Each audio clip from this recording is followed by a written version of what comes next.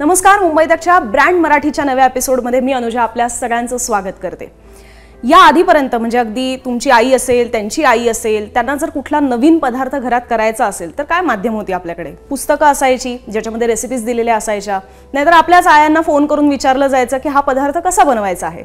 पण आता तुम्हाला तेही सगळं करण्याची गरज भासणार नाहीये किंवा भासतच नसणार आहे, आय एम शुअर, कारण की मधुराज रेसिपीच्या मार्फत प्रत्येक जण एका क्लिकवर, एका फोनमधल्या आपल्या क्लिकवरून जाणून घेतोय की या पदार्थाची रेसिपी नेमकी कशी आहे आणि तीच रेसिपी आपल्या घराघरात पोहोचवणाऱ्या मधुराज रेसिपीच्या मधुरा आपल्यासोबत आज जोडल्या गेलेल्या आहेत। ब्रँड मराठीच्या एपिसोडमध्ये आपलं खरंच खूप स्वागत। थँक्यू। आणि खरं तर आपण म्हणजे तुमचं किचन हे एवढं नाहीये, छोटंसं एवढंसं नाहीये, त्यांचं खूप मोठं किचन आहे आणि तुमचे पदार्थ जेवढे लोकांना आवडतात, ती रेसिपी जेवढी लोकांना आवडते तेवढंच तुमच्या किचनमध्ये खूप लोकांचा इंटरेस्ट आहे, आम्ही बघत असतो कमेंट्समध्ये। सो सगळ्यात पहिले मला असं वाटतं की तुमचं किचन एकदा आम्हाला आमच्या प्रेक्षकांना दाखवा। येस, मला पण खूप आवडेल सगळ्यांना किचन, कारण त्यांनी ते फार इंटरेस्ट घेऊन बनवलेलं आहे। बऱ्याच लोकांना आपलं नवीन घर घेतल्यानंतर आहे त्याच्यात किचन आहे तसं सेट करावं लागतं, पण तुम्ही किचन पाहून हे घर घ्यायचं ठरवलेलं आहे, हे पण मी पाहिलंय। सो आपण सुरुवात इथून करूया, कारण हा खरंच माझा जिव्हाळ्याचा विषय आहे आणि खूप मनापासून केलंय। तर सुरुवात अर्थातच मराठमोळे पदार्थ या जागतिक व्यासपीठावर यावे हा हेतू होता। त्यामुळे हा छोटासा स्टुडिओ सेटअप आहे।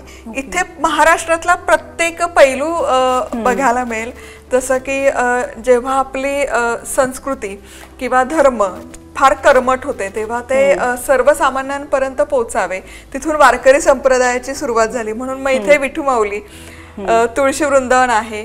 त्यानंतर आता अभ्यास सुरू आहे, PhD करते भारतीय खाद्य संस्कृतीवर। त्यामुळे मग ते सगळे पहिले म्हणजे पाषाण युग, मग ताम्र पाषाण युग, त्यामुळे हे तांब्याची भांडी आहेत, सुरुवात तिथून झाली। म्हणून काही कासाची भांडी ठेवायचा प्रयत्न करते, काही दगडी भांडी इथे आहेत। सो असं, आणि आपलं वस्त्र म्हणून पैठणी, आपण जेवणाच्या आधी स्तोत्र म्हणतो, श्लोक म्हणतो, म्हणून मग हे श्लोक म्हणतो जेवणाच्या आधी, म्हणून मग हे वदनी कवळ की जे पानावर आहे। सो असा एक आपल्या संस्कृतीचा प्रत्येक पैलू या छोट्याशा सेटअप मध्ये यावा हा उराशी एक हेतू बाळगून हे एक करायचा प्रयत्न केला। खूप सुंदर आणि खूप देखणं आहे हे खरं तर, की ह्याच्यामध्ये सगळा तो मराठी फ्लेवर जो आहे तो ह्याच्यात आलेला आहे आणि म्हणून तो स्वाभाविकरित्या आपल्या पदार्थांमध्ये सुद्धा उतरवण्याचा त्यांचा प्रयत्न असतो आणि ते पदार्थ जगभरात पोहोचावे हा त्यांचा प्रयत्न आहे। हे तुमचं झालं मिनी किचन, पण आम्हाला मोठं जे किचन आहे ते सुद्धा पाहायचं आहे। सो आपण आता इकडे येऊया आणि हे आहे मधुराज रेसिपीचं मोठं किचन, की जिकडे तुम्ही त्यांचे पदार्थ नेहमी रेसिपीज ज्या त्या बनवतात ते दाखवत असतात। आणि मी खरं तर आपलं हे शूट सुरू होण्याच्या आधी म्हणाले तसं की एवढा स्वच्छ, एवढा मोकळा ढाकळा ओटा कोणाच्याच घरी नसतो।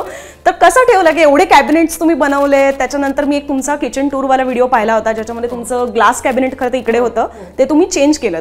सो कसं हे डेकॉर केलेलं आहे तुम्ही किचन, ते पण एकदा सांगा। सो जसं आता रेसिपी शूट करतो, एक तर रोजचा वापर, हे माझं रोजच्या वापरातलं किचन आहे, त्यामुळे रोजच्या वापराच्या दृष्टीने सोयीचं जावं त्या दृष्टीने हे सगळे कॅबिनेट्स डिझाईन केले। जसं की इथे मग चहा करायचा आहे तर साखर आणि हे जवळ हवं, चहा पावडर, किंवा इथे चिमणी आहे। आणि येस, हे दोन काळे कॅबिनेट तिथे होते, पण जेव्हा मी ऍक्च्युअल शूट करायचे तेव्हा तर आयलंड इथे असायचा, मग माझे केस त्याच्यामध्ये जेल व्हायचे, म्हणून मग ते आम्ही पूर्ण व्हाईट केलं आणि इकडे मग काळे कॅबिनेट मर्ज करून टाकले, असं केलं। सो मग इथून सुरुवात होते किचनची। यू शेप डिझाईन आहे किचनचं, जे अलीकडे केलं जातं। ओरिजिनल डिझाईन मध्ये हे बंद होतं, पण आम्ही ओपन केलं का शूटच्या दृष्टीने, किंवा ओव्हरऑल आम्हाला ओपन कन्सेप्टचं घर आवडतं म्हणून। आणि मग अगेन हा जो ट्रायंगल लागतो, आजकाल आर्किटेक्चर ते सजेस्ट करतात की ट्रायंगल असावा, की गॅसचा ओटा, किचनचं सिंक आणि फ्रीज, याला ते ट्रायंगल असं म्हणतात। सो म्हणून मग त्या दृष्टीने हे असं डिझाईन केलं की इथे सिंक आहे, इथे फ्रीज आहे, मग इथे बिल्ट इन अव्हन आणि मायक्रोवेव्ह आहे। बेकिंग मला प्रचंड आवडतं, बऱ्याच युजच होत नाही घरात, पण ऍक्च्युअल माझ्या मुलीला आणि आम्हाला दोघींनाही बेकिंगची प्रचंड आवड आहे। आणि येस, याची सिलिंग हाईट जास्त आहे त्यामुळे स्टूल्स दिसतील. हा खूप जणांना प्रश्न असतो की एवढे उंचवर तर चढावंच लागतं. माझी उंची कमी आणि यांची उंची जास्त आहे. ओके. त्यामुळे मग प्रॉपर अशी अरेंजमेंट आहे. आणि इथे एक युटिलिटीचं काउंटर केलंय की जिथे मिक्सर किंवा डेली टोस्टर वगैरे. आणि सगळ्यात महत्वाची गोष्ट म्हणजे माझ्याकडे आयलंड जे आहेत ते 2 आहे. हे अलीकडे केलं मी जिथे आता गॅस वापरते. पण हे मी आवर्जून दाखवते. हे ना सगळ्यात असं जुनं आयलंड आहे जिथे मी सुरुवात केली. तर इथे खाली इंडक्शन आहे. ओके, इथेच चालेल. सो हे पूर्ण मुव्हेबल आहे. घरभर मला जिथे हवं तिथे मी शिफ्ट करू शकते, मूव्ह करू शकते. अच्छा, म्हणजे पूर्ण कॅबिनेट. हो, हे अख्खं मूव्ह होतं. हो. मला जेव्हा हवं तेव्हा मी इथे सेंटरला घेते, या बॅकग्राऊंडला शूट करते, कधी या बॅकग्राऊंडला शिफ्ट करते. हे पूर्ण मुव्हेबल आहे आणि असं वाटत नाही की हे किचनचा पार्ट. हो, ऍक्च्युली आम्ही आलो तेव्हाही निकळलं. पण तुमच्या रेसिपीज इथनच नेहमीच्या शूट होत असतात. हो. ओके, सो मधुराज रेसिपीच्या रेसिपी इथनं शूट कधी तिकडे. अच्छा, दोन्ही कॉम्बिनेशन. आणि दुसरा प्रश्न मी म्हणाले तसं की तुमच्याकडे ऑब्व्हियसली तुम्ही एवढ्या सगळ्या रेसिपीज दाखवत असताना खूप सारी भांडी, खूप सारखं जिन्नस वगैरे सगळं लागत असणार आहे. सो त्याच्यासाठी हे एवढे कॅबिनेट्स पुरेसे आहेत. आणि खास करून मी आता जेवढं मला ग्लास कॅबिनेटमधून दिसतंय म्हणून मी पुन्हा एकदा दाखवेन ते ग्लास कॅबिनेट्स ओपन करून. त्याच्यामध्ये शक्यतो काचेचीच बरणी पाहायला मिळते, जे सगळ्यात कठीण आहे सांभाळणं. आणि खूप जण ह्याला आउटडेटेड सुद्धा मानतात.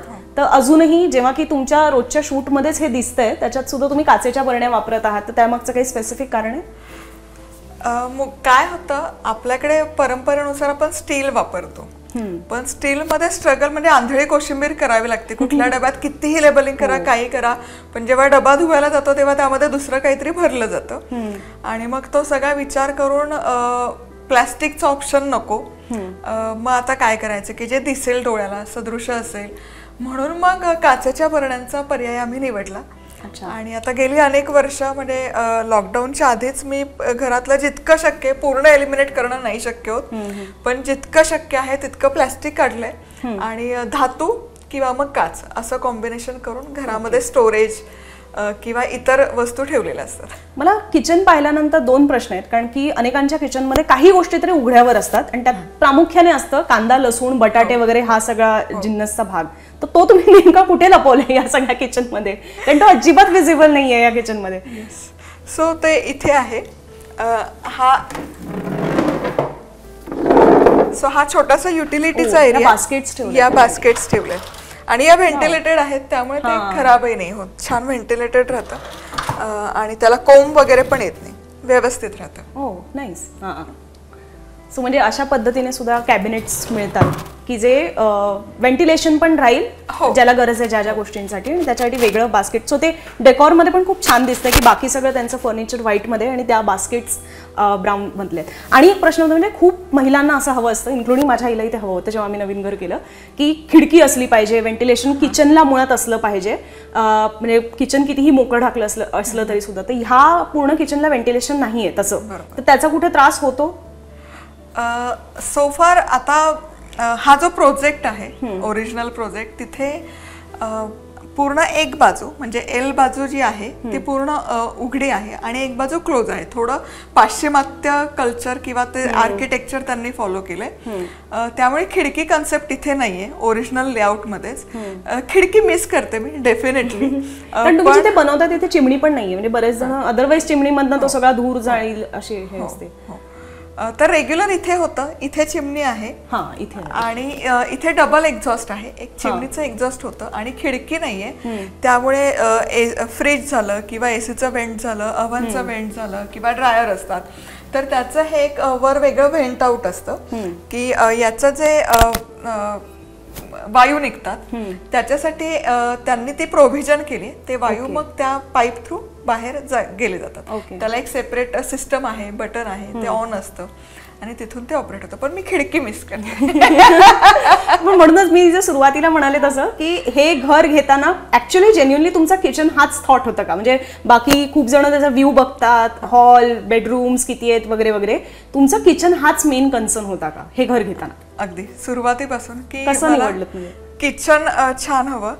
जवळपास मी 9 महिने पुण्यामध्ये घर शोधत होते. 9 महिने? हो, 9 महिने. प्रत्येक म्हणजे प्रत्येक एरिया पुण्यातला पिंजून काढला होता. तर त्याच्यामध्ये असं स्पेशस फार प्रोजेक्टचे ऑप्शन नव्हते, एक 3-4 होते. आणि मग काही ना काही चॅलेंजेस होते.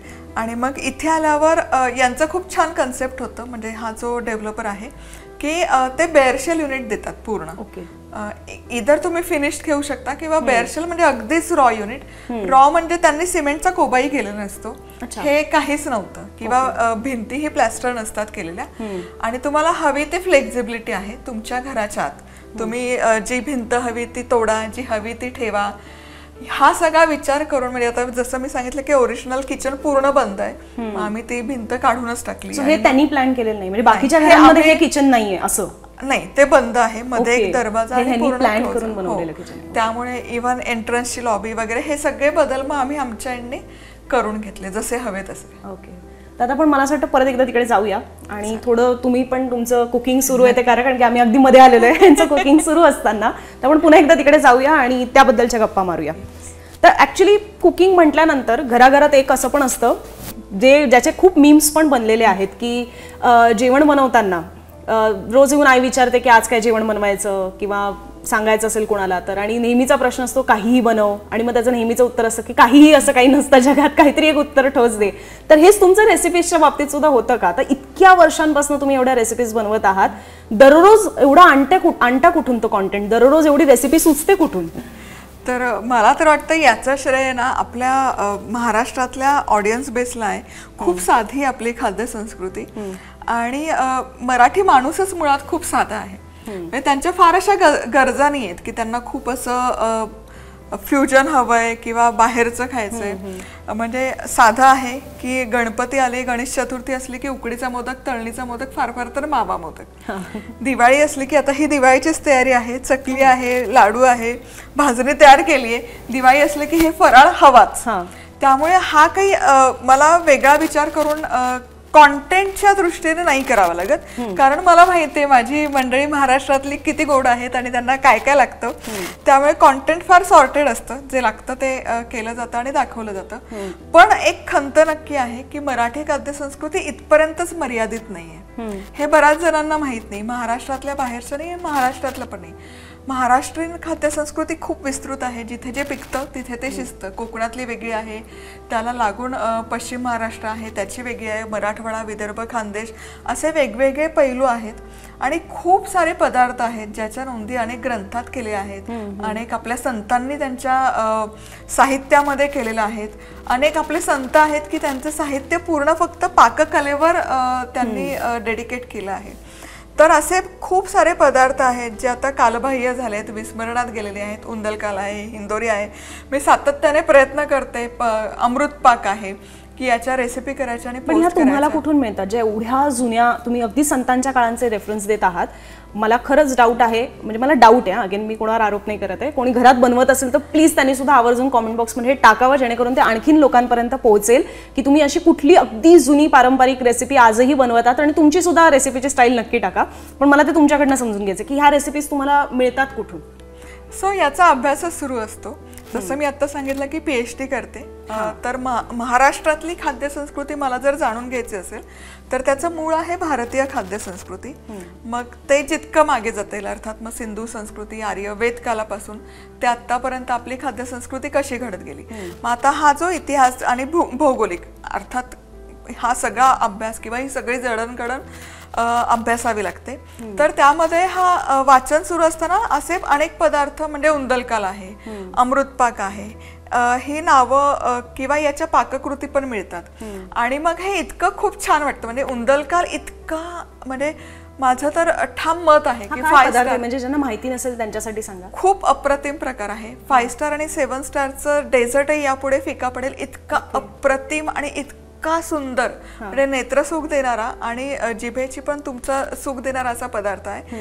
उंदलकाल म्हणजे बेसिकली आपली उकड असते तांदूळाच्या पिठाची, उकडीच्या मोदकासाठी करतो तीच, पण त्याला आकार येणार छोट्या छोट्या दाण्यांचा दिला जातो, मोत्यांचा दिला जातो. आपण मोत्यांची माळ घालतो अगदी तसं. अगदी कमी तुपामध्ये ते कुरकुरीत केले जातात ते.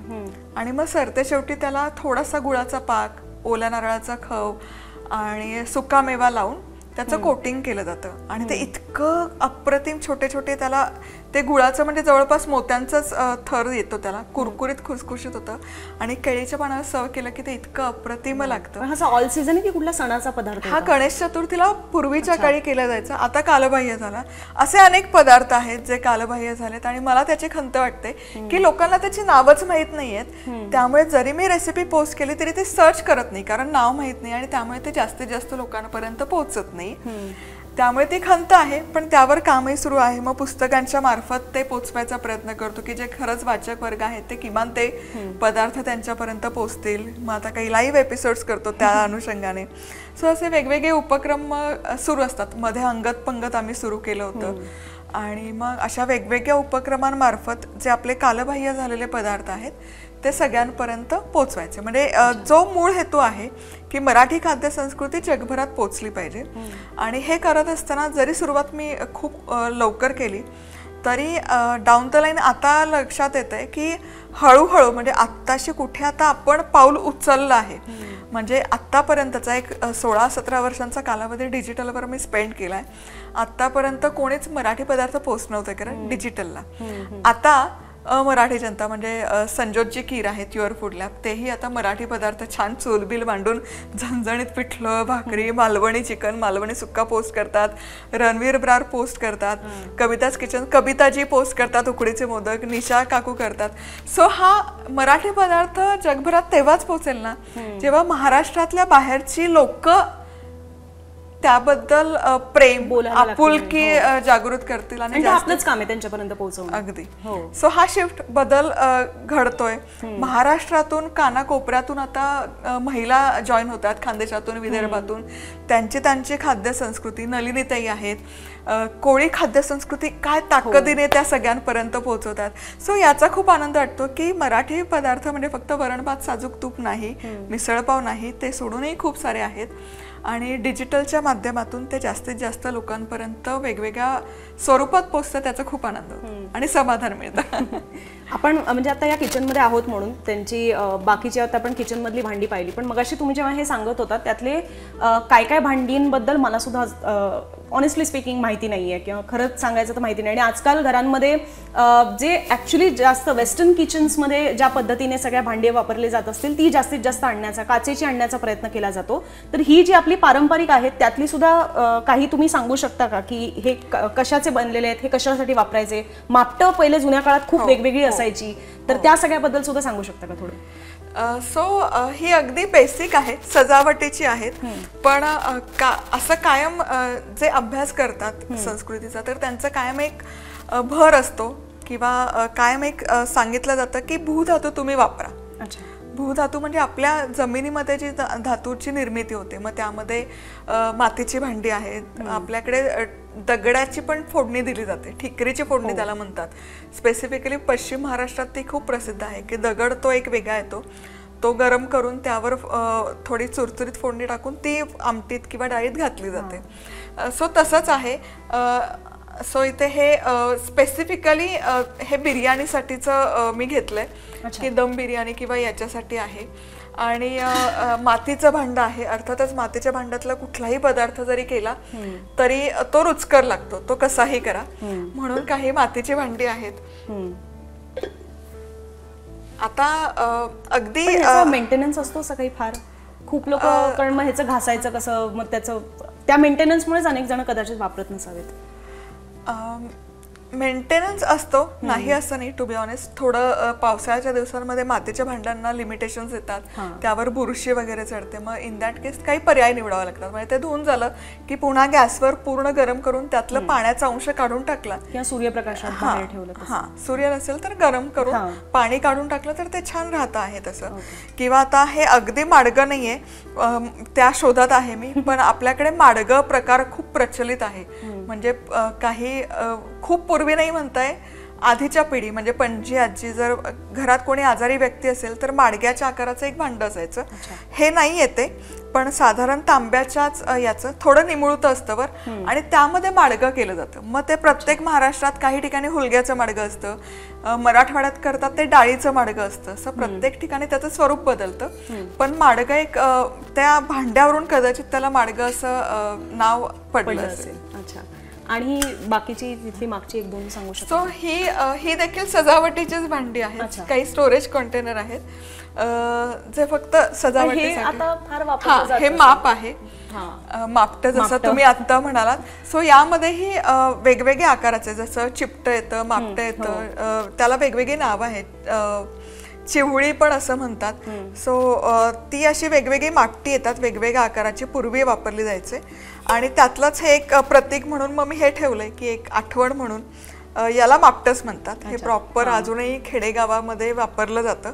साधारण हे म्हणजे तांदूळ वगैरे, तांदूळ गहू 1 किलो यामध्ये छान बसतं. ओके. हे किलोचं आहे. त्यामुळे ते कुठलंही धान्य मोजायचं असेल तर हे एक परिमाण असायचं की 1 किलोचं एक मापट.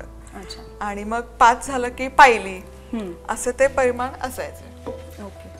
तर मला असं वाटतं आपण आता त्यांच्या किचनबद्दल बऱ्यापैकी जाणून घेतलेलं आहे. आता त्यांच्या प्रवासाबद्दल जाणूया आणि त्यासाठी मग आपण निवांत तिथे गप्पा मारत बसूया. किचनमधनं आता आपण बाहेर पडून त्यांच्या हॉलमध्ये जाऊया.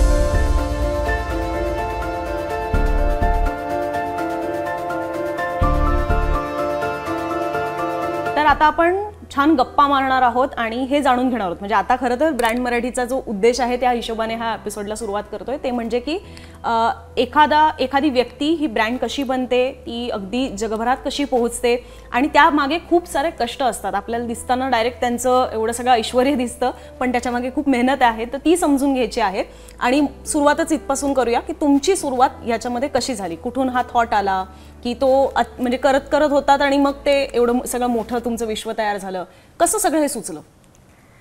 सो 2007ची गोष्ट आहे. अमेरिकेमध्ये होते मी आणि काम करत होते, वर्किंग होते, बँकेमध्ये जॉब करत होते. आणि तेव्हा ब्लॉगस्पॉट थोडं ट्रेंडिंग होतं, जरा प्रचलित व्हायला सुरुवात झाली होती. आणि गुगलवर पदार्थ सर्च केला तर अर्थातच मराठी पदार्थ मिळायचे नाही, रेसिपी मराठी पदार्थांच्या. म्हणून मग तोच एक विचार मनात होता की हे व्यासपीठ चांगलं आहे, प्लॅटफॉर्म छान आहे, तर किमान ब्लॉगस्पॉट थ्रू तरी आपण सुरू करू शकतो. डोमेन वगैरे रजिस्टर ते नंतर बघू. म्हणून मग ब्लॉगस्पॉट थ्रू सुरुवात केली. जे काही आपले घर म्हणजे ऑफिसमधून आल्यावर जो काही वेळ मिळायचा, रोजच्या जेवणासाठी जे पदार्थ करायचे, मग भरलं वांग असो, पिठलं असो, ठेचा असो. तुमची फर्स्ट रेसिपी काय होती जी तुम्ही इधर लिहिली और सांगितली? भरलं वांग. त्याचा फोटो काढायचा, कारण तिथे जितके माझे मित्रमैत्रिणी होते त्यांना ते भरलं वांग तुफान आवडायचं माझ्या हातचं. त्यामुळे मग ते महाराष्ट्रीयन होते, इंडियन होते की नाही, मिक्स होते. काही मराठी होते, काही बाहेरचे होते, गुजराती, बंगाली होते. सो असे मिक्स होते आणि त्यांना भरलं वांग खूप आवडायचं. म्हणून मग ती पहिली रेसिपी भरल्या वांग्याचीच. ब्लॉगस्पॉटला पण तीच गेली, युट्यूबलाही तीच होती. आणि असं सलग 2 वर्ष केलं. 2 वर्ष केल्यानंतर 2008 मध्ये गुगलने युट्यूब घेतलं आणि युट्यूब सुरू झालं. तेव्हा त्या काळी म्हणजे 2008ला 2च जॉनरे होते. एक म्युझिक ज्यामध्ये टी सिरीज होतं आणि कॉन्टेंटमध्ये प्रॉपर कॉन्टेंट क्रिएशन फक्त फूड जॉनरमध्ये व्हायचं. त्याच्यामध्ये 3 जणच होते आणि जे ते आपापलं स्टेट रिप्रेझेंट करायचे, साऊथ इंडिया, गुजरात आणि पंजाब. आणि मराठी पदार्थ मला युट्यूबवरही रेसिपीज मिळायच्या नाही मराठी पदार्थांच्या. मग हाच एक हेतू उराशी बाळगून की नाही, आपली मराठी खाद्य संस्कृती या व्यासपीठावर आली पाहिजे. म्हणून मग 2009 मध्ये मधुराज रेसिपीची युट्यूबवर सुरुवात केली. आणि सलग 2 वर्ष ब्लॉगस्पॉट केल्यानंतर लक्षात आलं की त्यालाही काही मर्यादा आहेत, की आपल्याला जसं हवं तसा रीच मिळत नाही, तसं कॉन्टेंट लोकांपर्यंत पोहोचत नाही. फक्त चॅलेंज हे होतं की आयुष्याच्या त्या स्टेजवर होते ना की ज्याच्यासाठी आपण इतका संघर्ष करतो, स्ट्रगल करतो, ते सगळं माझ्या हातात होतं. मला मिळालं होतं की आता छान बँकेची नोकरी आहे, फ्युचर सिक्युअर आहे, मला लग्न झालं होतं, फिक्स सॅलरी मिळणार आहे, हे सगळं होतं. आणि ते सोडून इथे या क्षेत्रात यायचं तेव्हा विरोधकही भरपूर असतात. आता जरी सगळे वाहवा करत असतील तरी सुरुवातीला विरोधकही असतात. विश्वास अगदी अगदी अगदी घरी मित्र मैत्रिणी. सो कारण एक फिक्स इन्कम आणि तेही डॉलर मधली तुम्ही कमवत असाल, ते सोडून 0 मध्ये यायचं तर ते अजूनही म्हणजे तो तेव्हाही ॲक्सेप्टन्स नव्हता. पण सगळा मग विचारपूर्वक की मग ॲक्च्युली तेव्हा मनस्वी झाली होती, मॅटर्निटी लिव्हवर होते मी, आणि त्या रिझाईन न करता तो जो वेळ आहे तो युटिलाइज करून मग मधुराज रेसिपीची सुरुवात केली. मग पहाटे उठायचं, नवऱ्याला डबा द्यायचा, मग दुपारपर्यंत मुलीचं सगळं बघायचं. ती झोपली, अगदी तानं बाळ होती, ती दुपारी झोपली की 2 तासाचाच मला टाइम स्लॉट मिळायचा. तेवढ्यात मैत्रिणीकडून ट्रायपॉड आणला होता, माझ्याकडे ट्रायपॉडही नव्हता घरातला, तेव्हा स्मार्टफोनही नव्हते. घरातला जो डिजिटल कॅमेरा जो अमेरिकेत गेल्यावर आम्ही खरेदी केला होता स्वतःच्या वापरासाठी, तो घेतला. आणि मग मैत्रिणीने ट्रायपॉड दिला, तो सेटअप करून, शिकागोमध्ये होतं तिथे लाईटचे चॅलेंजेस असायचे, 4 वाजता अंधार पडायचा, मग डे लाईट वापरून, काही टेबल लॅम्प वापरून मग रेसिपी सुरू केली. पण जर मला फुल टाईम इथे जर शिफ्ट व्हायचं असेल तर मला ते प्रूव्ह करणं फार गरजेचं होतं. म्हणजे ते 1-2 रेसिपी पोस्ट करून नव्हतं होणार याची मला जाणीव होती. त्यामुळे तेव्हाही जेव्हा मॉनिटायझेशन, रेव्हेन्यू हा काहीच प्रकार नव्हता. मला सुरू केल्यानंतर 3 वर्षांनी पहिला पेचेक आला, तो $100 होता. पण हे पदार्थ आले पाहिजे, आणि जर मला इथे फुल टाइम जायचं असेल तर ती एक शाश्वती द्यावी लागते. त्यामुळे पहिल्या 6 महिन्यात 100 रेसिपी व्हिडिओ मी तेव्हाही अपलोड केले होते कन्सिस्टंटली. मला फक्त 2 गोष्टी पुन्हा एकदा सांगायच्या. तुमचा फर्स्ट पेचेक आला तो 3 वर्षांनंतर, सो तेव्हाही तुमचा खूप सारा स्ट्रगल असेलच. पण हे तुम्ही नोकरी करता नोकरी सांभाळून हे करत होतात. मी जेव्हा मॅटर्निटी लिव्हवर होते तेव्हा सुरू केलं. सलग 6 महिने जेव्हा मी कॉन्टेंट पोस्ट केलं 100 रेसिपी व्हिडिओ, तेव्हा मग थोडा नवऱ्यालाही कॉन्फिडन्स आला की नाही, हिला ही खूप पॅशनेट आहे आणि हिला करायचंय. मग त्यानंतर आम्ही पुन्हा 6 महिन्याचं एक्सटेन्शन घेतलं, लिव्हसाठी अप्लाय केलं, आणि मग पुन्हा मग ते फुल टाइम करायचं का नाही, मग डोमेन रजिस्टर केलं, काही प्रोफेशनल कॅम्पकॉर्डर घेतले, माईक घेतला, हे सगळे इन्व्हेस्ट करून मग थोडं प्रोफेशनली हे सुरू केलं. आणि सगळं तुम्ही मॅटर्निटी लिव्हच्या वेळेला करत होता? हो. अरे बापरे. कारण की हे मी यासाठी म्हणाले कारण की ही 2 महत्त्वाच्या स्टेजेस असतात, म्हणजे बहुतांश वर्किंग विमेनच्या बद्दल बोलायचं झालं तर. एक त्यांची मॅटर्निटी लिव्ह आणि नंतर पोस्ट डिलिव्हरी, की ज्याच्यामध्ये खूप लोकांचं आयुष्य बदलतं, जॉब सुटतात, खूप द्विधा मनस्थितीत जातात की आता मी हे करू की ते करू, कसं होणार वगैरे, हे सगळे विचार त्यावेळेला घोंगावत असताना तुम्ही ऍक्च्युली तेव्हा तुमचा नवीन बिझनेस सुरू केलात. पण ते कसं मॅनेज करत होता? पोस्ट डिलिव्हरीच मी सुरू केलं. म्हणजे मी बँकेमध्ये मला 9 महिने 9 दिवस पूर्ण काम केलं. पहिलं कॉन्ट्रॅक्शन मला ऑन टेबल असताना सुरू झालं, तिथून हॉस्पिटलला गेले, आणि मग डिलिव्हरी, पोस्ट डिलिव्हरीच हे मी सुरू केलं. आणि चॅलेंजिंग होतं, कारण मनस्वी अगदीच लहान होती, तिला सांभाळायचं, लहान मुलांचा झोपायच्या वेळा, जागायच्या वेळा, आणि एक नवीन आई म्हणून. मॅटर्निटी लिव्ह नंतर घेतलीत? हो. पोस्ट डिलिव्हरी तुमची? पोस्ट डिलिव्हरी आधी नाही घेतली, शेवटपर्यंत काम केलं. कारण कुठे ना कुठे बॅकग्राऊंड द माइंड हे माहिती होतं की पुन्हा मला 9 ते 6 जॉबमध्ये अडकायचं नाहीये, जरी कितीही सिक्युअर जॉब असला, कितीही काही असलं. कारण त्याचं एक होतं की वयाच्या 17व्या वर्षापासून मी नोकरी करत होते, जॉब करत होते. त्यामुळे 9 to 6 या जॉबचा मर्यादा, त्याचे चॅलेंजेस, त्याचा संघर्ष, हे सगळं माहिती होतं. आणि आता कुठे ना कुठे मलाही ती जाणीव होत होती की नाही, आता थोडा आपण ब्रेक घेऊयात. त्यामुळे मग त्या हेतूने की किमान नंतर सुट्टीची जास्त गरज आहे, त्यामुळे आधी सुट्टी नाही घेतली, अगदी शेवटपर्यंत काम केलं. आणि तिथली संस्कृती पण तशीच आहे, याच्यात मी काही असं वेगळं केलंच नाही. तिथली कार्यसंस्कृती अशी आहे की महिला अगदी शेवटपर्यंत वर्किंग असतात, आणि मग नंतरची जी लिव्ह आहे ती आपण वापरू शकतो. तोच एक हेतू असतो की नंतर मुलांसाठी जो वेळ द्यायला पाहिजे तो जास्तीत जास्त देऊ शकतो. त्यामुळे यासाठी म्हणाले कारण काही जण आपल्याकडे आधी सुद्धा घेतात मॅटर्निटी लिव्ह, आणि मग त्याच्यानंतर ती काही काही ठिकाणी प्रोव्हिजन असते की 1 ते 2 महिना तुम्हाला वाढवून सुद्धा मिळते. त्यामुळे बरेच जण 8व्या-9व्या महिन्यापासून सुद्धा मॅटर्निटी लिव्ह घेत असतात, पण तिकडे 9व्या म्हणजे पोस्ट डिलिव्हरीच मॅटर्निटी लिव्ह घेतात. पण याच्यातनं हा स्वाभाविकपणे प्रश्न आहे की मी जसं मगाशी म्हटलं की हे सगळं सांभाळणं कसं शक्य होतं? तुम्ही सासू सासऱ्यांसोबत राहत होतात का, की मग हे सगळं तुम्ही सिंगल हँडेडली तुमचं आई पण सगळं सुरुवात केलेली होती, ते तुम्हाला सांभाळणं किती ट्रिकी होतं की त्यावेळेला तुम्ही कुठलेही तुमच्याकडे शूटिंग करण्यासाठीचे जे सगळे इक्विपमेंट्स असतात त्या नव्हत्या, तुम्ही नव्यानं यूट्यूबच्या क्षेत्रात जात होतात. म्हणजे मी स्वतः सुद्धा आधी टेलिव्हिजन मीडियामध्ये काम केलं, आणि त्याच्यानंतर ज्यावेळेला मी डिजिटलमध्ये आले त्यावेळेला माझ्यासाठी बातम्या हे कॉमन होतं, पण ते डिजिटलचं विश्वच खूप वेगळं आहे, जे तुम्हाला पूर्ण त्याची बाराखडी नव्यानं सुरू करावी लागते. त्यामुळे ते सगळं कसं शिकलात? हे करावंच लागतं. म्हणजे त्याला पर्याय नसतो. म्हणजे पळवाट कुठली नाही शोधून. तुम्हाला जर आयुष्यात एखादी गोष्ट करायची असेल ना, पळवाट नाहीच चालत. ती घुसून त्याच्या उरावर उभं राहून पडेल ते कष्ट, पडेल ते मेहनत घ्यायची तयारी लागते, तरच ते साध्य होतं. जसं तुम्ही आता म्हणाला की अगदी बाराखडीपासून प्रत्येक गोष्ट शिकावी लागते. माझ्याही बाबतीत तेच होतं. कारण माझा जो एक्सपिरियन्स होता तो सगळा बँकिंग, फायनान्स, अकाउंटिंग यामध्ये होता. आता फोटोशूट करणं, व्हिडिओ शूट करणं हे फार अवघड होतं.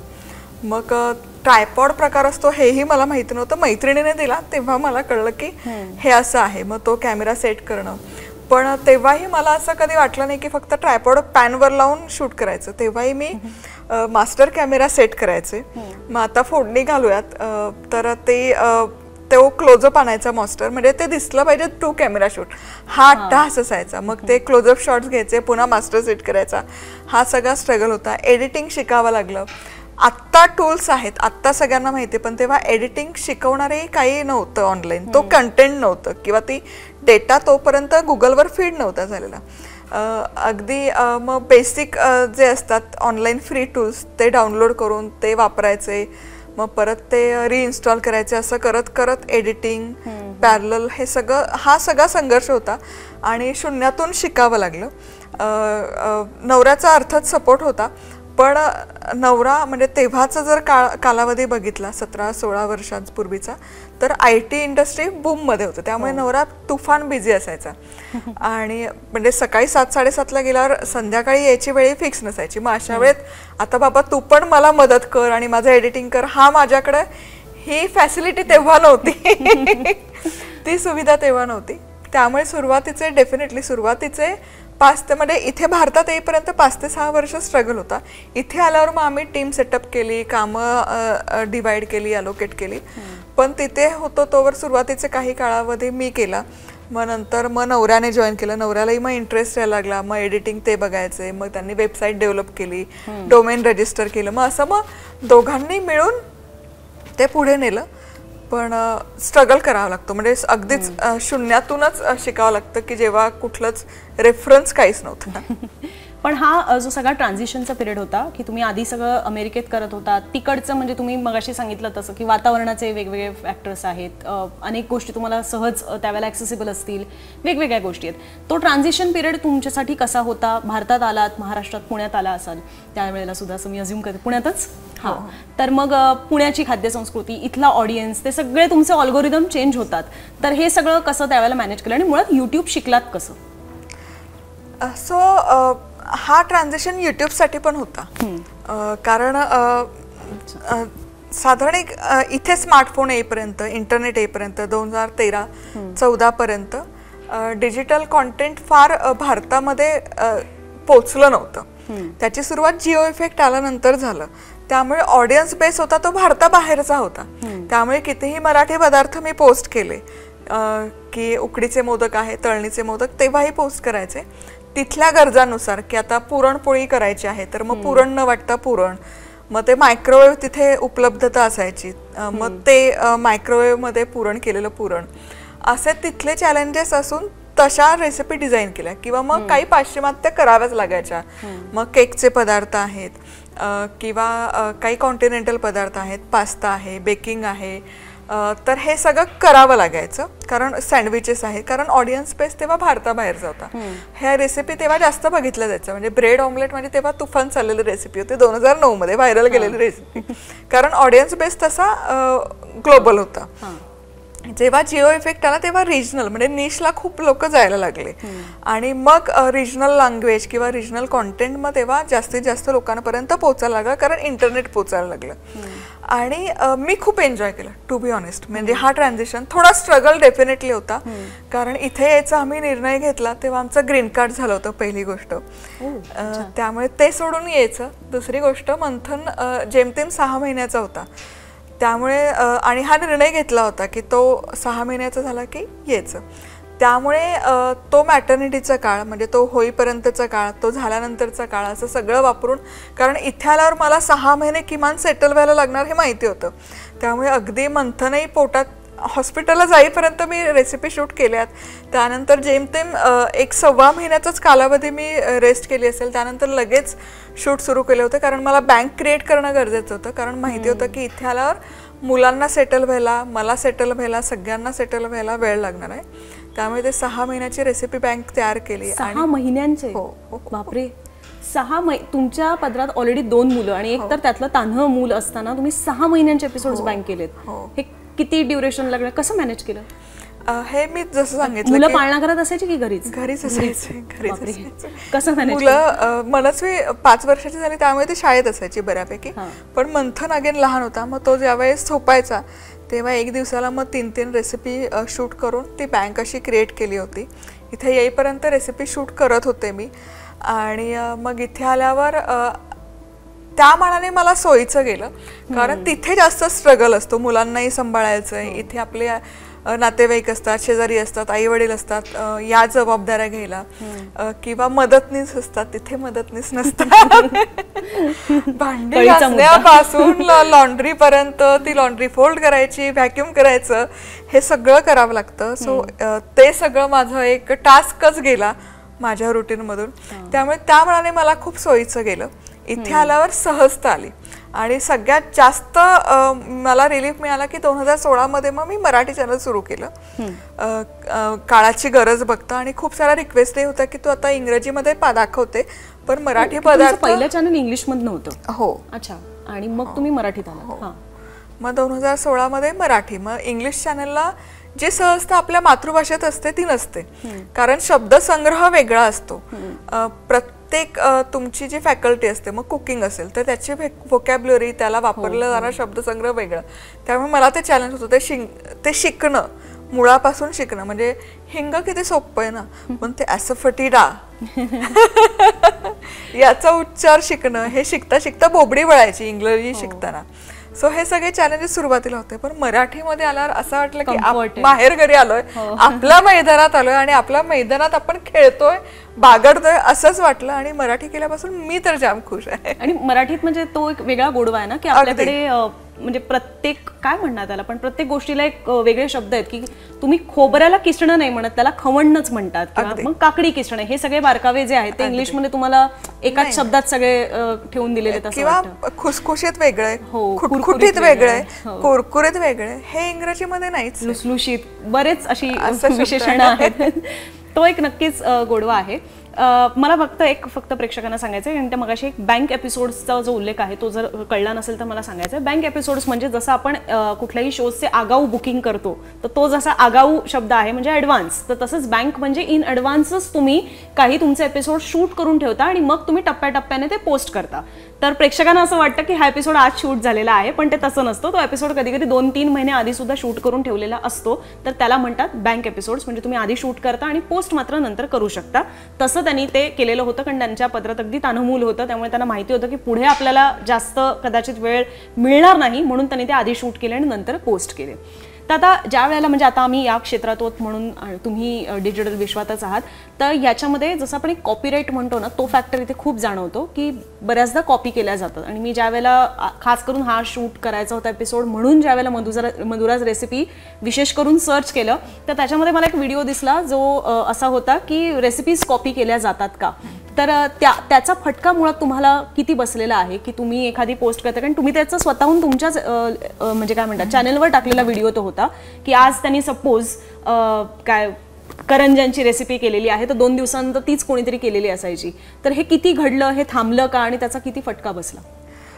फटका असं नाही म्हणत, पण जसं मी आधी पण म्हणाले की कार्यसंस्कृती आपण जपतो आणि ज्या क्षेत्रात म्हणजे काम करतो ते कार्यसंस्कृती जपली पाहिजे असं मला वाटतं. तर रेसिपीचा मुद्दा अर्थातच नाहीये, कारण पदार्थ पारंपरिक आहेत आणि त्याच्यावर कोणी कॉपीराईट क्लेम नाही करू शकत. सो मूळ मुद्दा हा कन्सेप्टचाच होता. अर्थातच वेगवेगळ्या कन्सेप्टच्या आम्ही आणत होतो, राबवत होतो. त्याच्यासाठी 6 महिने आमचं ब्रेन वॉशिंग किंवा एक ब्रेन स्टॉर्मिंग सेशन्स झालेले असायचे. तेव्हा तो 6 महिन्याचा कालावधी गेल्यानंतर तो कन्सेप्ट यायचा आणि मग तो आम्ही राबवायचो. तर हा बेसिकली कन्सेप्टचा मुद्दा होता, नॉट अबाउट रेसिपीज. जसं की एखाद दुसरे उदाहरण सांगू शकता? असे बरेच आहेत, बरेच कन्सेप्ट आम्ही राबवायचो. पण एनिवे पण अगेन पदार्थांच्या बाबतीत असं म्हणून तर मला आनंद होतो, कारण जसं मी सुरुवातीपासून सांगते की आपलं जे खाद्य संस्कृती आहे ती विस्तृत आहे आणि या डिजिटलच्या माध्यमातून महाराष्ट्रातल्या कानाकोपऱ्यातून म्हणजे अगदी आदिवासी महिला पण आता यूट्यूबवर आहेत, त्यांच्या रानभाज्यांच्या रेसिपी, त्यांचे काही पारंपरिक पदार्थ आहेत ते या प्लॅटफॉर्मच्या मार्फत, जसं नलिनीताई सांगितलं, आपली आजी आहेत, विदर्भातल्या स्वराज आर्ट आहेत, तर त्या ताकदीने आपली खाद्य संस्कृती जगापर्यंत पोहोचतात. आता कार्यसंस्कृती जसं मी म्हटलं तर हे मी जे आपण बोलतो ते आपण फॉलो पण करतो. म्हणजे जर तुम्ही टिल लॉकडाऊन माझं कॉन्टेंट जर बघितलं असेल तर खूप खूप एफर्ट घेऊन खूप आपलेपणाने मी जे महाराष्ट्रातले पारंपरिक पदार्थ आहेत किंवा वेगवेगळे खानदेशी वेगळे, विदर्भाचे जर तुम्ही फॉलो केलं असेल तर तुम्हाला तेव्हा बघायला मिळेल की खानदेशातले पदार्थ किंवा विदर्भातले पदार्थ, कोकणातले पदार्थ असे वेगवेगळ्या प्रांतीय खाद्य संस्कृती आहे त्याचे पदार्थ मी पोस्ट करायचे, रेसिपीज पोस्ट करायचे. ज्वारीचे बोटवे आहेत, खळगूट आहे, झिरका आहे. पण जेव्हा माझ्या लक्षात आलं की नाही, या माझ्या बहिणी आहेत, या माझ्या मैत्रिणी आहेत आणि आता त्या आल्यात आणि त्या त्यांची खाद्य संस्कृती पोस्ट करतात, त्याला रिस्पॉन्स छान आहे, त्याला व्ह्यूज चांगले मिळतात आणि ते जास्तीत लोकांपर्यंत पोचतात. आता कार्यसंस्कृतीचा भाग जे मी तुम्हाला मगाशी नमूद केलं, मग तेव्हा आम्ही ॲज अ टीम किंवा जो तुमच्याबरोबर काम करतात की त्यांचं चांगलं चालू आहे, ते छान करतात, ते त्या प्रांतातले आहेत, तर ते त्यांना करू दे, तो त्यांचा हातखंड आहे.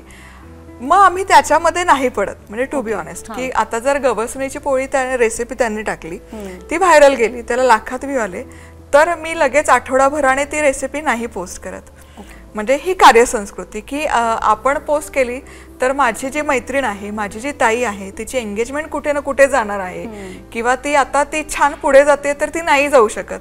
हा कार्यसंस्कृतीचा भाग असतो, हा एथिक्सचा भाग असतो, तो आम्ही फॉलो करतो. आमच्या बाबतीत तरी फॉलो करतो की जसं काळ बदलतो तसं जर आम्हाला असं वाटलं की नाही हे छान करतंय, कारण दुसऱ्याला खाली खेचून तुम्ही नाही पुढे जाऊ शकत.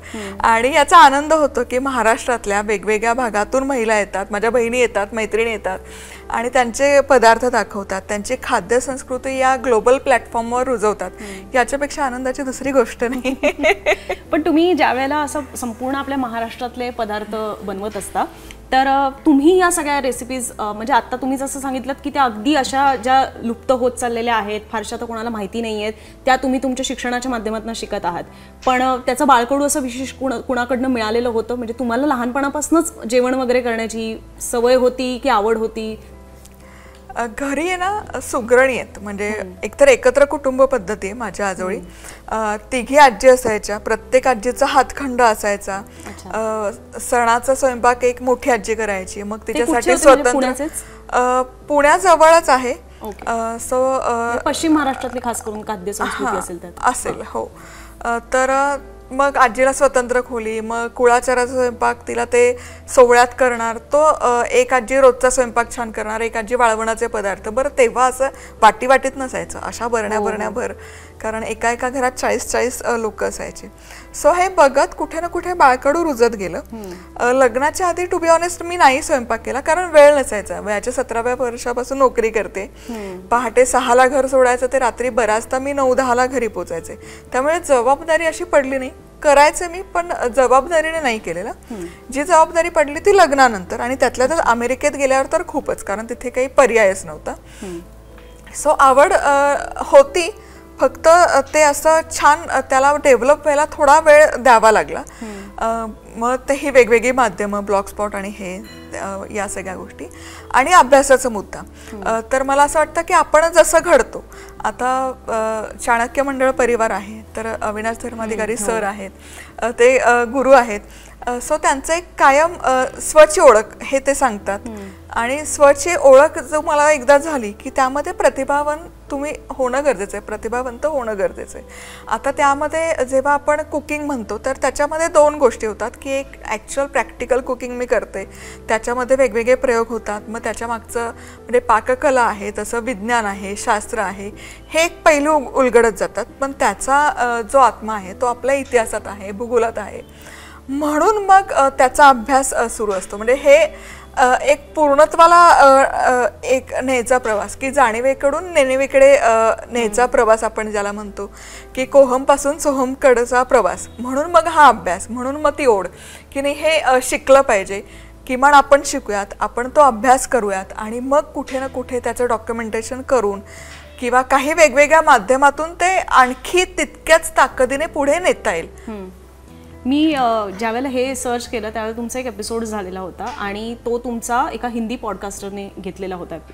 त्याच्यावरनं तुम्हाला हे सुद्धा समजेल, कारण की आपल्याकडे ना आजकाल एक सर्टिफिकेटच मिळतं की जर तुमचं हिंदी किंवा इंग्लिश मध्ये जर कव्हरेज झालेलं असेल तर तुम्ही जेन्युअनली पोहोचलेला आहात जागतिक पातळीवर वगैरे वगैरे, म्हणून मी हा उल्लेख केला. पण मला त्यातला सांगायचा मुद्दा असा होता की त्याच्यामध्ये तुम्हाला करोडपती म्हणण्यात आलेलं होतं.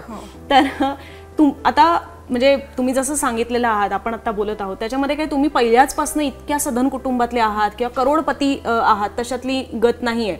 तर तुम्ही अगदी सर्वसामान्य मराठी कुटुंबातली मुलगी ते आज करोडपती, हा सगळा प्रवास कसा झालेला आहे आणि आज करोडपती झाल्यानंतर कसं वाटत आहे?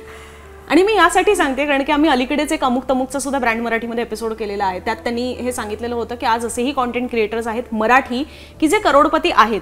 तर त्यातल्याच वन ऑफ द आपण असं म्हणू शकतो की त्यातल्याच ह्या पण एक आहेत आणि अगदी उघडपणे सांगतायत. त्याच्यामुळे हेही दिसूनच येईल तुम्हाला की तेवढाच पारदर्शी व्यवहार आहे आणि म्हणून ते आज अगदी अभिमानाने ते सांगू शकतात की ते आहेत. तर म्हणून तो प्रवास खरोखर समजून घ्यायचा आहे. आर्थिक एक बाब असते तर त्याला ईश्वर कृपा मी म्हणेल अर्थातच. कारण जसं मी सांगितलं की पहिले 3 वर्ष तर अर्निंग नव्हतंच, 0 अर्निंगमध्ये आम्ही सुरू केलं होतं. पण संघर्ष आहे. पण अगदी बालपणापासून तुम्ही तुमचं लहानपण हे अगदी कसं गेलेलं आहे? खूप स्ट्रगल होता. साधारण त्या काळात बऱ्यापैकी माझ्या वयाच्या व्यक्तींना असेलच. छोटंसं घर होतं 100 स्क्वेअर फूटचं, वाड्यामध्ये मी राहायचे. संस्कृती उत्तम होती, शेजार पाजार, त्यामुळे त्या संस्कारात मी लहानाची मोठी झाले. हां, पण जरी शेजारी पाजारी छान असते तरी कसबा पेठेत मी लहानाची मोठी झाली.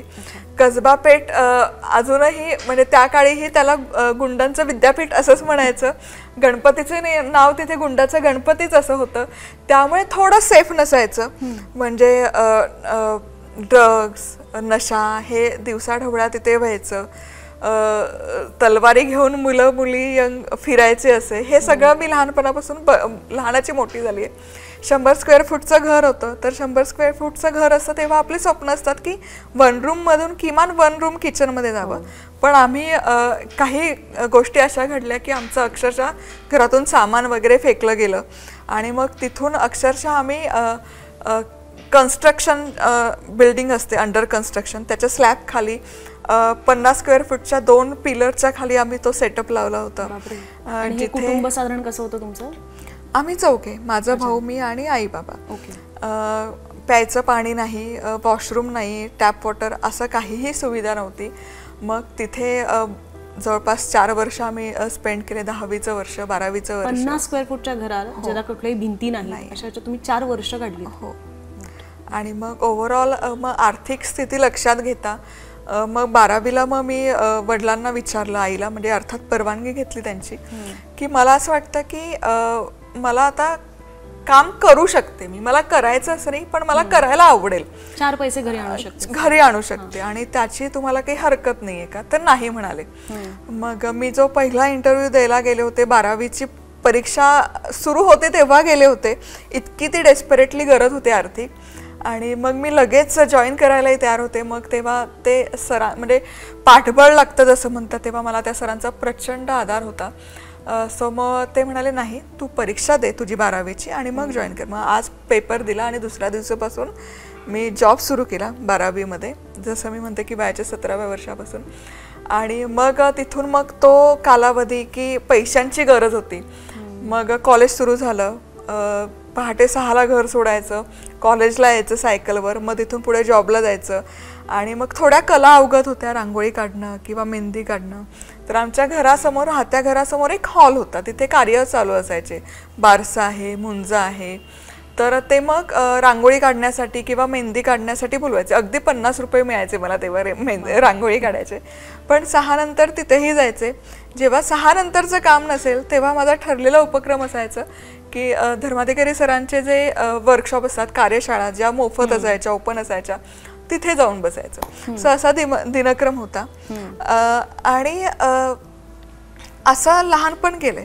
सो आता मागे वळून बघितल्यावर असं वाटतं की तो स्ट्रगल होता किंवा संघर्ष होता, पण तेव्हा ती फेजही मी जाम एन्जॉय केली. कुठेही असं नव्हतं अरे अरे आम्ही या घरात राहतोय, अरे अरे आमच्याकडे पैसे नाही, असं कधी वाटलं नाही. कारण कदाचित आई वडिलांचे इतके छान संस्कार होते की कुठे असं दयनीय नाही वाटलं स्वतःबद्दल. ती फेजही आम्ही तितक्याच ताकदीने एन्जॉय केली. आणि आर्थिकदृष्ट्या जर म्हणाल तर ती ईश्वर कृपा समजते.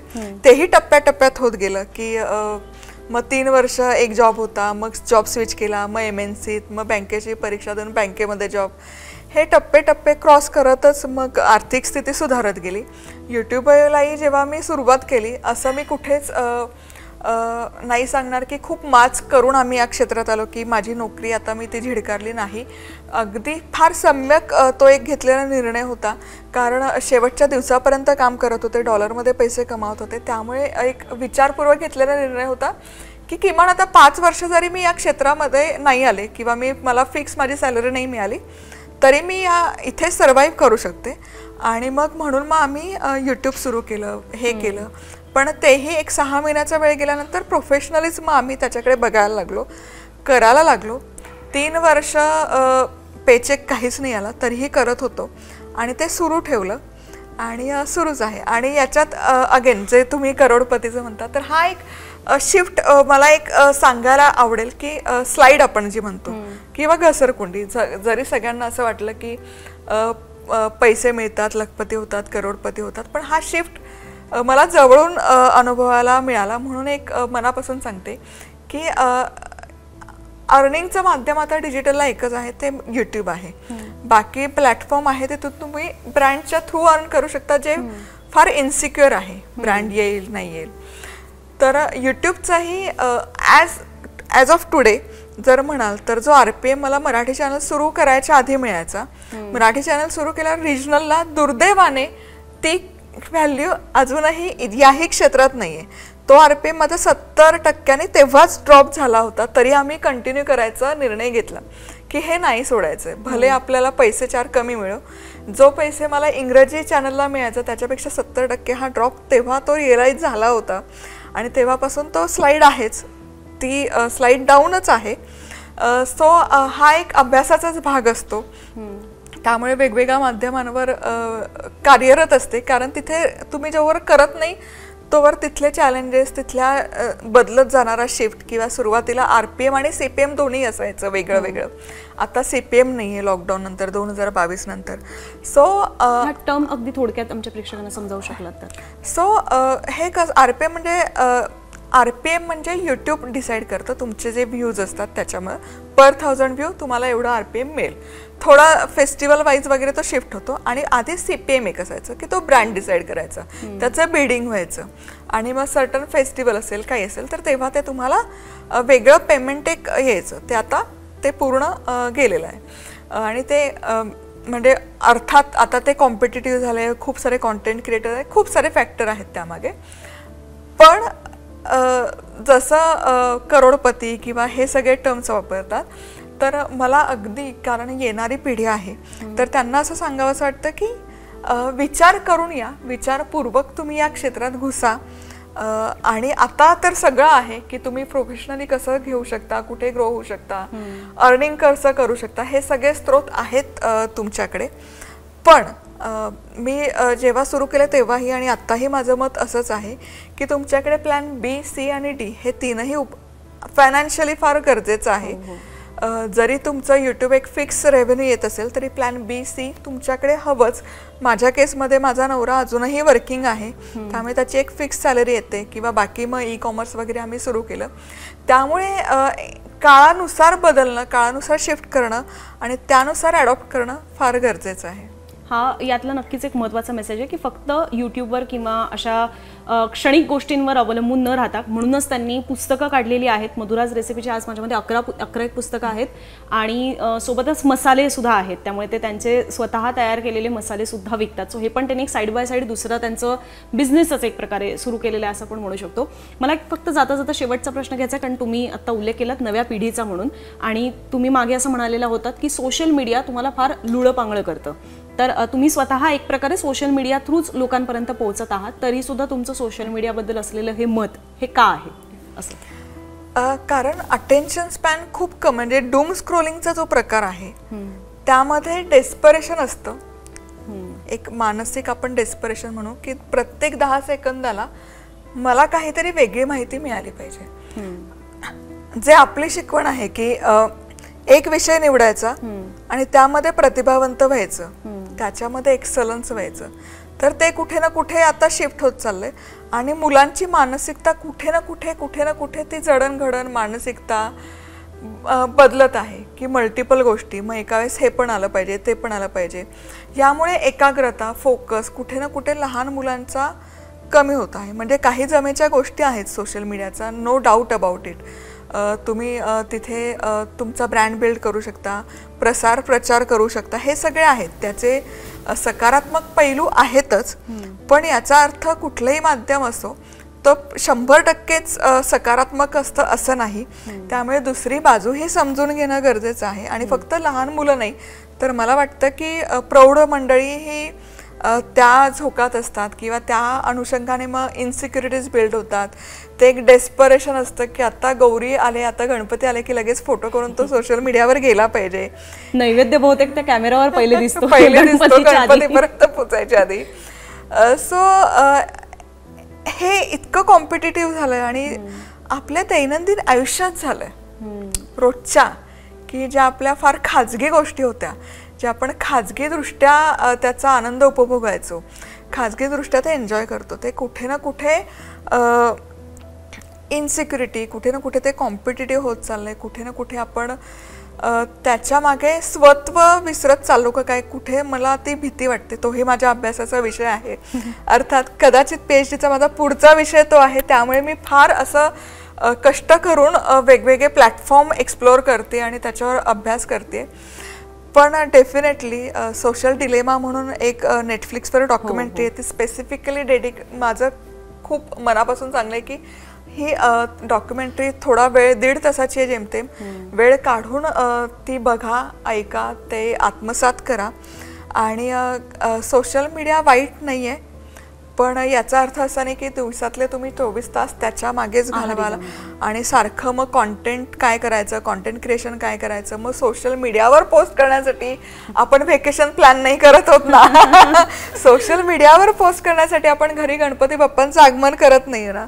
हे सगळे विचार करणं खरंच गरजेचं आहे. आणि मला I am more worried about coming generation, जी येती पिढी आहे, की त्यांच्या मानसिकतेवर याचा जास्त परिणाम होतो. फोकस करणं, एकाग्र राहणं, एका विषयात पुढे जाणं, हे कुठे ना कुठे मागे पडत चाललंय डूम स्क्रोलिंगच्या ह्याच्यात. सो मला जास्त जी भीती आहे ती डूम स्क्रोलिंगची आहे, जे छोटं कॉन्टेंट येतं 15 सेकंदाचं 20 सेकंदाचं, ते जास्त काळजीपूर्वकदायक आहे. एक छोटासा पटकन रॅपिड फायर घेते की मधुराज रेसिपीजच्या मधुरांना नेमकी कुठली रेसिपी सगळ्यात जास्त आवडते? प्रसादाचा शिरा, गोड जो सत्यनारायणाच्या पूजेचा असतो तो. ओके. आणि तुमची अशी कुठली रेसिपी जी तुमच्या कुटुंबियांना सगळ्यात जास्त आवडते? त्यांना ना बिर्याणी खूप आवडते माझ्या हातची. म्हणजे रोजचे पदार्थ आवडतातच. म्हणजे कारल्याची भाजी मुलं खात नाही, पण माझी मुलगी आवडीने कारल्याची भाजी खाते, साधे चिंचगूळ टाकलेली.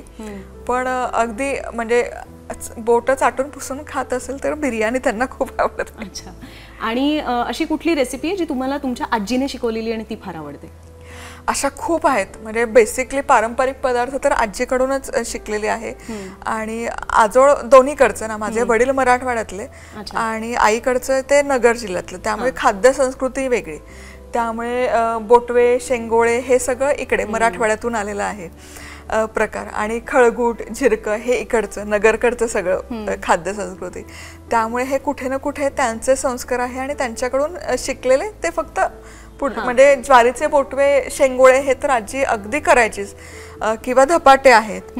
सो हे आजीकडूनच शिकलेले आहेत. लहानपणी पाठीवर पण खाल्लेत, पोटात पण गेलेत. आणि तुम्ही आता PhD करत आहात, त्यामुळे तुम्ही आणखीनही अशा खूप जुन्या जुन्या रेसिपीज शोधून काढत आहात किंवा म्हणजे ट्राय करत आहात. तर त्यातली कुठली अशी रेसिपी आहे जी तुम्हाला कल्पनाच नव्हती, तुम्ही नव्यानं शिकलात आणि मग तुम्हाला ती खूप आवडली? उंदलकाल, जे मी तुम्हाला आता बघितलं, कारण त्याचं नाव पण इतकं वेगळं आहे, अनाकलनीय आहे. आणि मग जेव्हा मी त्याच्या शोधात होते तेव्हा तो उलगडत गेला. आणि तसं बघाल तर साहित्य अगदी बेसिक आहे, उकड, गुळ आणि खोबरं, जे उकडीच्या मोदकातच वापरतो. पण त्यापासून असं इतकं म्हणजे ते दिसायला इतकं विलोभनीय दिसतं, देखणं एक खायचा पदार्थ आपण म्हणू शकतो तो. त्यामुळे आणि तो खायलाही तितकाच खुसखुशीत आणि रसरशीत होतो, त्यामुळे मला तो अगदी. आणि मराठी रेसिपीजच्या पलीकडे मधुराचा असा कुठला आवडता पदार्थ आहे जो ती बाहेर जाऊन आवर्जून खाते? मला कॉन्टिनेंटल क्युझिन्स ट्राय करायला आवडतात. त्यामध्ये मग इटालियन माझं फार आवडीचं आहे.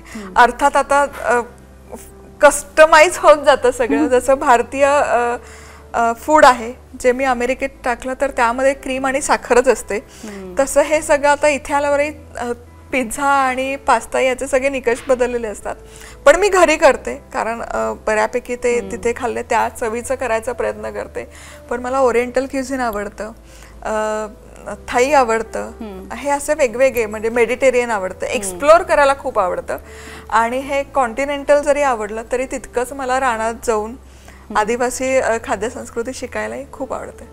त्यातलं एक बारूद म्हणून एक पदार्थ आहे विदर्भातला, त्याचं नावही इतकं वेगळं आहे, बारूद, आणि तो लागतो पण बारूद सारखं, कदाचित त्यामुळे की सुकी लाल मिरची, जिरं, लसूण हे भाजून मिक्सरला फिरून पुन्हा परतलं जातं आणि शेवटी त्यामध्ये लिंबाचा रस पिळला जातो. त्यानंतर जो ठसका उधळतो ती त्याची खरी ओळख असते, म्हणून कदाचित त्याचं नाव बारूद असेल. असे खूप पदार्थ आहेत. मला असं वाटतं की मधुराताईंबरोबर आपल्या अगदी तितक्याच त्यांच्या रेसिपीज सारख्याच खमंग गप्पा झालेल्या असतील आणि त्याचसोबत त्यांचा सगळा जो प्रवास आहे तो खरंच खूप प्रेरणादायी आहे. बऱ्याचदा क्लिकबिटच्या नावाखाली अगदी त्याची सगळ्यात जी टॉपची बाजू असते तीच दाखवली जाते की त्या करोडपती आहेत, असं आहे, तसं आहे, त्यांचे व्ह्यूज दिसतात आपल्याला, त्यांचे सबस्क्रायबर्स दिसतात, पण त्याच्या मागे हा अख्खा एवढा संघर्षमय त्यांचा प्रवास जो आहे तो तुमच्यासमोर मांडण्याचा आमचा प्रयत्न होता. आणि या शोचं नावच ब्रँड मराठी आहे, त्याचं कारणच हे आहे की मराठीचा मुद्दा हा सध्याच्या घडीला राजकारणात इतका पीकवर आणि तापलेला आहे. मराठी वर्सेस अमराठी, हिंदी हे सगळे वाद झालेले आहेत आणि त्याच्यातनं प्रत्येक जण हे दाखवण्याचा, अनेक जण हे दाखवण्याचा प्रयत्न करत आहेत की आमचं मराठीवर कसं प्रेम आहे. पण हे फक्त दाखवण्याचा मुद्दा नाही, तो कृतीचाही मुद्दा आहे जो त्यांच्या कृतीतनं होताना आपल्याला पाहायला मिळतो. त्यांनी जसं सांगितलं की नुकसानाचे सुद्धा झळ जी आहे ती त्यांना बसलेली आहे, ज्यावेळेला त्यांनी इंग्रजीमधनं त्यांचा मराठीमध्ये कॉन्टेंट शिफ्ट केला. कारण की बरेचसे असे मराठी प्रेक्षक सुद्धा आहेत की जे हिंदी किंवा इंग्रजी माध्यमाकडे जास्त वळलेले आहेत आणि त्याचा सुद्धा फटका हा बसतो. पण तरी सुद्धा त्यांनी मराठी रेसिपी करणं, मराठीतून रेसिपी दाखवणं हे सोडलेलं नाहीये. तर त्याचं विशेष कौतुक तुमचं की मराठीच्या मुद्द्यामध्ये हा असलेला एक मोठा हातभार आहे की कितीही हिंदी इंग्रजीमध्ये कॉन्टेंट तुम्ही जनरेट करत असलात तरी सुद्धा मराठी सोडलेली नाहीये. त्याबद्दल नक्कीच तुमचं कौतुक व्हायला हवं. तर आजचा हा एपिसोड तुम्हाला कसा वाटला आणि या एपिसोडमधला तुमचा कुठला असा मुद्दा आहे की जो तुम्हाला खूप आवडलेला आहे ते आवर्जून कॉमेंट बॉक्समधनं आमच्यापर्यंत जरूर पोहोचवा. आणि असेच ब्रँड मराठीचे वेगवेगळे एपिसोड्स पाहण्यासाठी मुंबई तकच्या यूट्यूब चॅनलला सबस्क्राईब करा. तसंच प्लेलिस्टमध्ये गेलात तर ब्रँड मराठीच्या एपिसोडमध्ये, त्या लिस्टमध्ये तुम्हाला आधीचेही आमचे मराठी बिझनेसमॅन सोबतचे इंटरव्ह्यूज जे आहेत, मुलाखती ज्या आहेत त्या पाहायला मिळतील. आजच्या एपिसोडमध्ये इथेच थांबतोय. कॅमेरामन राजू रेवणकरसह मी अनुजा, मुंबई तक, पुणे.